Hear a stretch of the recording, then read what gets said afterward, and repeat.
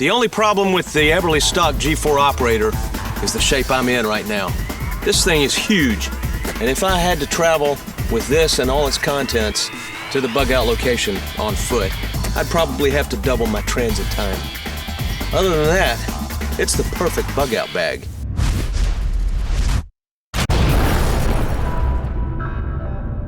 Hey, it's the Snowman, and welcome to another very exciting product review from S&O Multimedia. Today we're going to take a look at the Eberlestock G4 operator. This actual bag was used in the Jack Phoenix movie. Glenn Eberle sent it to us for product placement in the movie. I'm very glad he did. Today we're going to check it out and see what all the features it's got as we go about the process of showing you how you need to choose a Bugout bag. First of all, I want you to notice that the way this bag is designed, it is very customizable to your body shape. It has a lot of play in the waist strap so that you can tighten it up and make sure that it's tight around your waist and rides on your hip bones. You want to wear the weight of this heavy pack on your hip bones and right over at right into the small of the back. Okay, that's where you want your pressure. And then you want to be able to tighten up the shoulders so that it doesn't lean way back outside behind your center line. Okay, because the more it weighs out back there, the more it tends to pull you back, and the more you have to lean forward like this in order to keep from falling backwards. Now, another feature is that it's adjustable for your torso length, and I'll show you that in just a moment, where you can adjust the back strap, the point at which the back strap attaches to the backpack, up or down, depending on how long the distance is between your hip bones and your shoulders. Well, let's take a look at some of the features of this bag, and you'll get an idea of what I consider to be important when you're choosing a Bugout bag. Now, one of the first things to notice about this particular pack is just the sheer size of it. It's gigantic, like 4,700 cubic inches, nearly 5,000 cubic inches. By snapping loose these compression straps, I can open up this side pocket,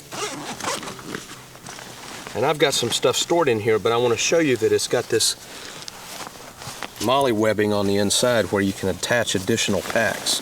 The manufacturing quality of this pack is second to none. It's very heavy duty, very durable material. It's going to last whatever kind of emergency that you have to take it through. These front packs are very handy for storing items that you're going to access on a frequent basis. It has two interior compartments that are accessible from the top of the pack. One down here and one here. That's about twice the size as the bottom compartment, interior compartment. The top compartment is also accessible from the top by opening up this bag. And this bag allows for expansion in order to store additional content. So in other words, if you've got a small amount of stuff, you can pack it down lower and then push this down and close the top. But if you've got more stuff, you can still seal it shut like this, filling it up to the top, and then cover it with this, and these straps are adjustable for length. I've got this pack right here on the top attached just to show that it really is compatible with any PALS or MOLLE webbing. This top lid has two compartments, one accessible from the front and one from the back here, that is a separate compartment. This bag is designed as a sniper's bag, so it's designed to lay flat like this and to be able to use the pack as a rest for the gun. And because it was designed with that in mind, all of the compartments are accessible from the top as the bag lies on its back on the ground. So you don't have to flip it over or stand it up to reach things that are inside. You can access everything from right here. With these side pockets that open here, you can easily access ammo or a knife. Okay? Now, we're talking about a Bugout bag. So the question is this a good Bugout bag or not? I'm not actually using this as my Bugout pack yet. I'm checking it out and I'm sort of in the process of transition. I have been putting it through its paces. I've used it on a hiking trip, camping trip, so I've still got some of my camping gear in here, and we'll take a look at that. But as far as a bug out bag, this is nearly ideal. A word about how you pack your bug out bag. I don't know what time of year a disaster is going to strike, or where I'm going to be when it happens, and specifically where I'm going to be going or what kind of disaster I'm preparing for. So I tend to basically just stuff the bag with everything I can think of that I might need. I'm not going to be able to carry all that with me. It's just that I have it with me in my car or at my house or at the workplace, and if and when a disaster strikes, then I can call and ditch the stuff I'm not going to need and take the stuff that I do. Okay, so let's take a look at some of the compartments, and I'll break out some of the things that I've got for camping, and we'll look at what is good for bugging out and what is not. All right, one of the coolest features about this pack is it has a built-in scabbard. Now, that means that you can carry a rifle with you and conceal it with this pouch, and it will accommodate a very long gun. This is not one of them, but the pack will conceal even a very long gun in that scabbard. This extension here for the barrel, if you've got a small gun like a Ruger 1022, you can just tuck that in and then snap it shut right here, and you don't have this tail sticking out. You can also use this for cleaning out, and it's got some grommets here for drainage in case you do get water down in your pack. While we're talking about water, let me mention the fact that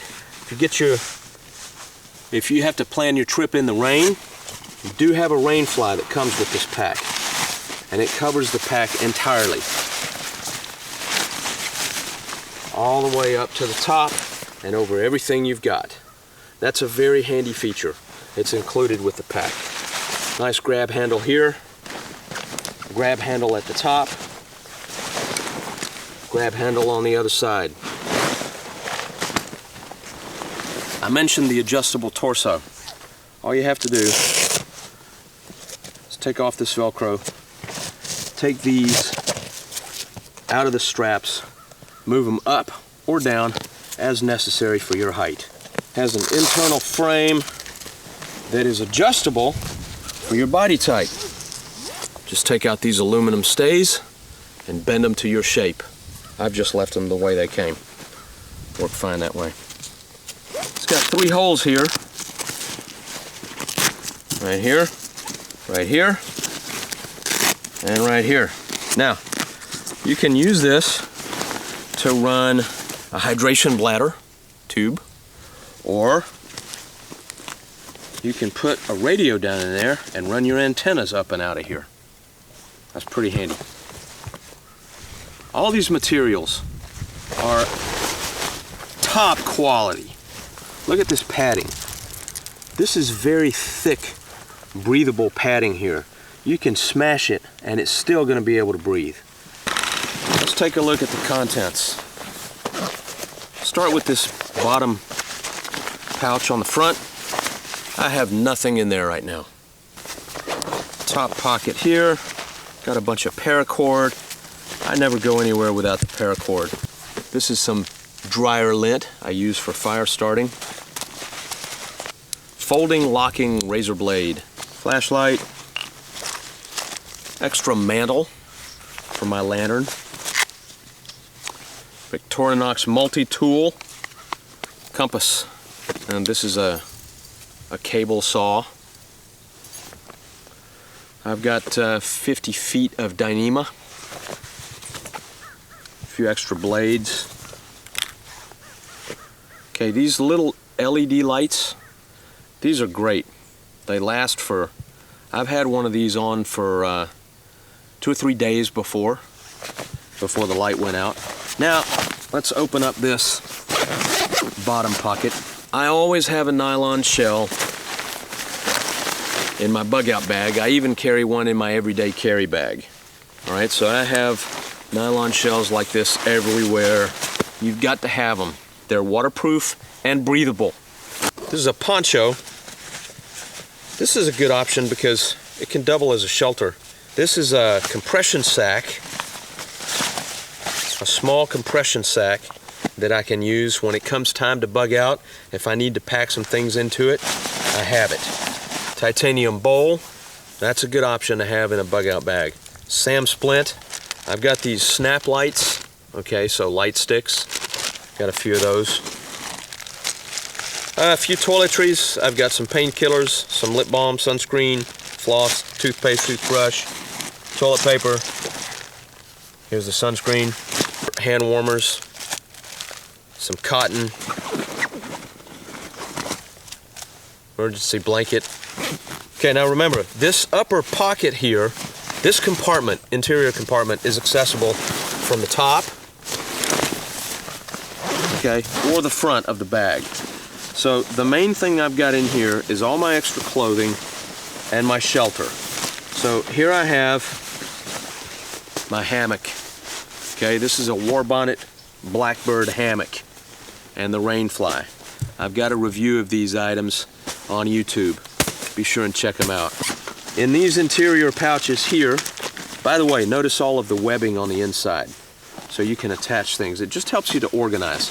Also, bears mentioning that you can open the divider between the two interior compartments. You know, I have talked about before, one of the things that I want to have in a bug out situation is a bunch of containers. So I've got these plastic bags. Okay, here's a radio compartment right back here. So you can put a radio in here or you can put a hydration bladder, whatever suits you. Okay, so I've got some extra magazines for my gun, water.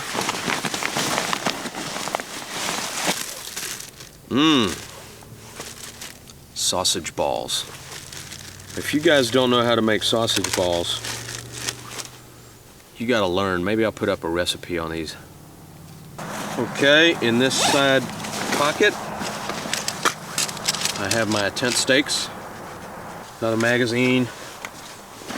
Here we have silencer for this AR. I also have a .45 caliber handgun. Depending on the circumstances, I don't know whether I would go with this or both. A couple of extra magazines.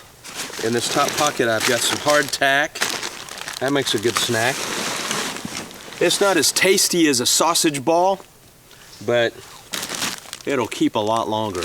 In this pouch, I have, these are the guy lines for the hammock, and I've got a tent repair kit. Keep your fire starters either, any pocket that's accessible easily. So the very top pocket or one of these front pockets, like where you keep your dryer lint.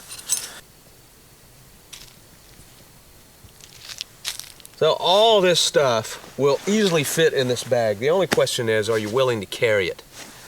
But the point is, if you ever have to, you can. The Eberlestock G4 operator is a good option for a bug out bag. As I mentioned before, not all of this stuff is going to be necessary in a bug out situation. And some of it is a holdover from a camping trip we recently took. So I haven't completed the transition to the Eberlestock as my bug out bag, but this is a start.